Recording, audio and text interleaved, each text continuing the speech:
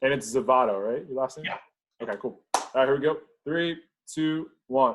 What's going on, everybody? I'm DJ Sixsmith. You're watching The Sit Down. Daniel Zovatto here with us. Penny Dreadful, City of Angels, brand new show coming to Showtime. What's going on, man? How are you?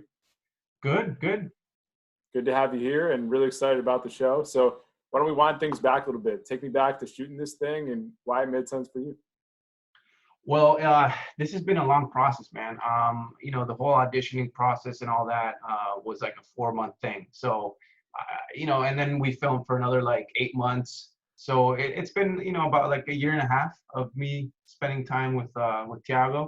Yeah, I mean, it was one of those things that your agents call you and they're like, yo, there's this new show. It's Penny Dreadful. And I'm like, I've heard of that. Mm-hmm. They're doing a new version of it, new world. It's still the same creator, John Logan. So all the bells were going off. And yeah, I mean, the next thing was like, going into the room and trying to get the job, So I think the cool thing is that this world has already existed. It's an extension of something that's already been there, but you get to do this whole new thing where you're kind of playing around differently. So what was the most fascinating part of the project for you?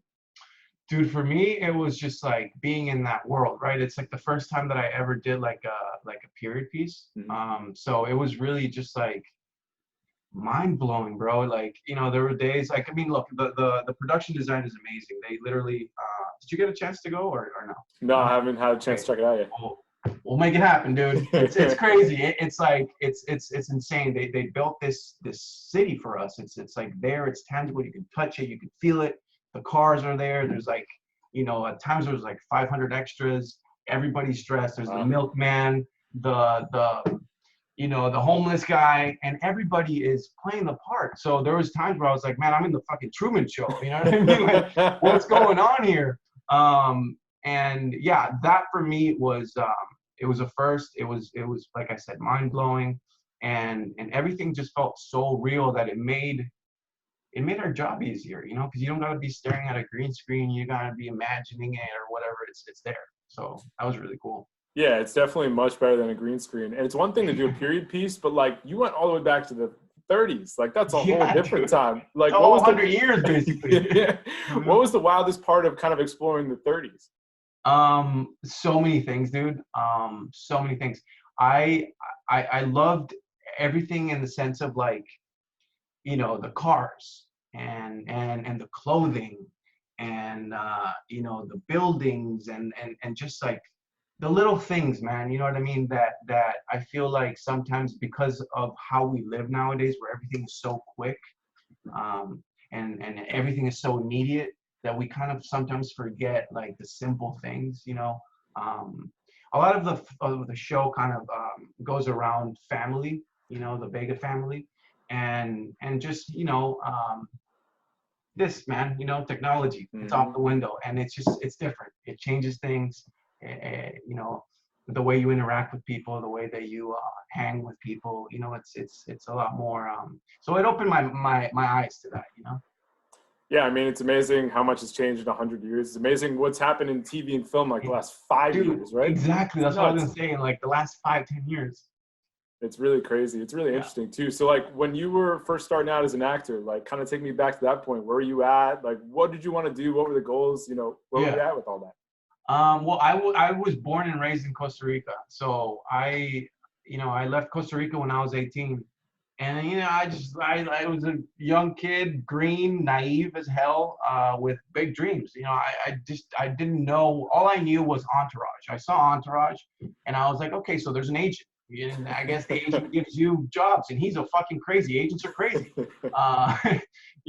That's what my understanding of, I really didn't know the business side of this world. I just knew that I loved doing that. I loved being on stage. I loved telling stories. I loved getting to know different cultures. And I just felt like, I was born in Costa Rica. I was born in the most beautiful farm in the world. You know what I mean? We have the best beaches, the best land. It's just the best country, man.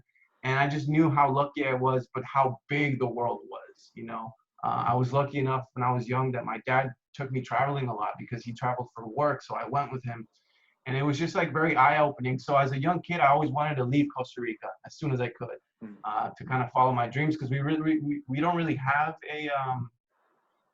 a business, a movie making. We don't have that down there. So yeah, I went to New York and I went to study theater, man, and I did that for like 3-4 years, and then you know, slowly little opportunities from open calls, and you know, I kind of got myself into talking to you right now.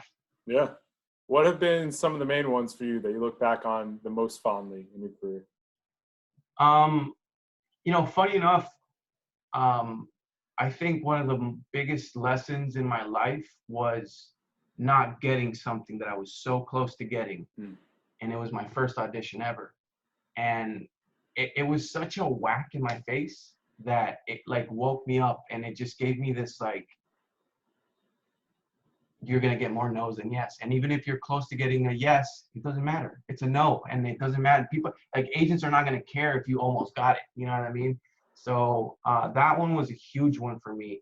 And then the first movie, I'll never forget, you know, Innocence and Beneath. I both did those one after the other. And they were just like, oh my God, I can stay in this country. I'm working. You know what I mean? That was a big thing for me. Yeah.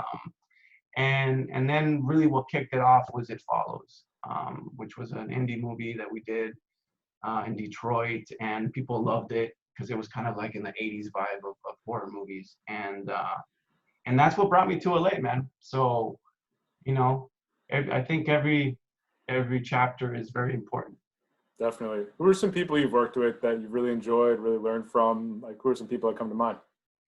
The first person that came to mind right away was Holly Hunter, because till today she's a close friend, and I can and I do reach out to her a lot when I'm going through stuff, you know. But I've been really lucky, man. I've gotten to work with, you know, Holly Hunter and you know, now Nathan Lane, who's also a great friend, and you know, with big guys like Alan Ball and John Logan, you know, Tim Robbins. I mean, look, man, I've always, when I left Costa Rica, my dream was to just work, you know, and I think you know, like anybody, I've always wanted to work with the heavy hitters, man. Like, you know what I mean? Like, I feel like I always see this as like an athlete. Like, if you want to know how good you are, you want to play against Kobe. You just want to see what I can do. Let me see if I can, you know, shimmy him and throw it. You know, you want to see how that is. You want to throw punches and learn, because those are the masters. I believe that the best way to learn is to do things, you know, not to just read and study. You know, you got to go and do it, you know. So I've learned so much from all these people, and I've been so blessed because of that, man.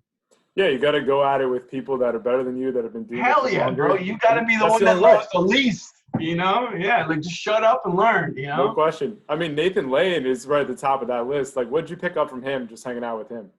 Bro, you know, the thing is, Nathan is the king of Broadway, right? Like, he owns Broadway. So one of the most fascinating things that I had with him was episode 6.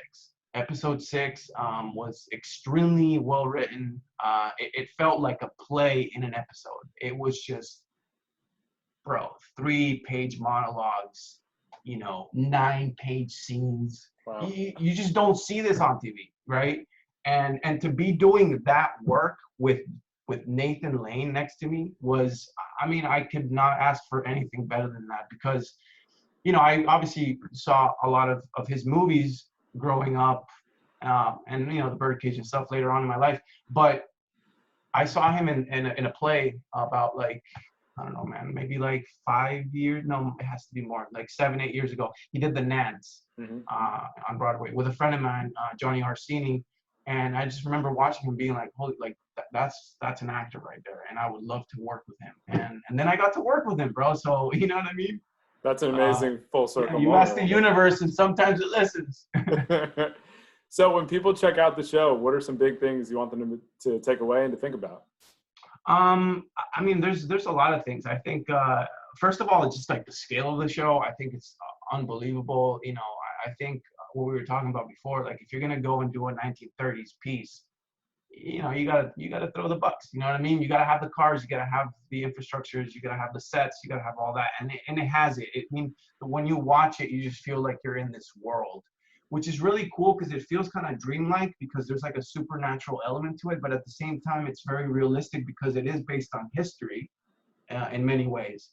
The cast is unbelievable, man. I mean, look, you got Nathan Lane, you got Adriana Barraza, who's amazing. You got Natalie Dormer, Rory Kinnear, Carrie Bichet. I mean, just really good actors, and I think the story is really well written. There's a lot of it's a big ensemble piece, but all the storylines intertwine in a really cool way, and I think that at the same time being now an Angelino, it's pretty cool to kind of see, you drive around and you see all these big highways and you're like, when the hell did this happen and how the hell did this happen? And this show, kind of kicks off with that, and it kind of gives you an insight of, what was going on in the 30s, because when you hear about the 30s, most of the times it's just about the big boom about movie making and, the Great Depression's gone, let's, all this shit, but never is it about a Latino family in the middle of it, right? So I think that's pretty cool. Yeah, really looking forward to it. Danny, thanks for hanging out, man, and we'll talk to you down the road, all right? Appreciate it, bro. Nice to meet you. Nice to meet you too. All right, man. Have a good one, okay?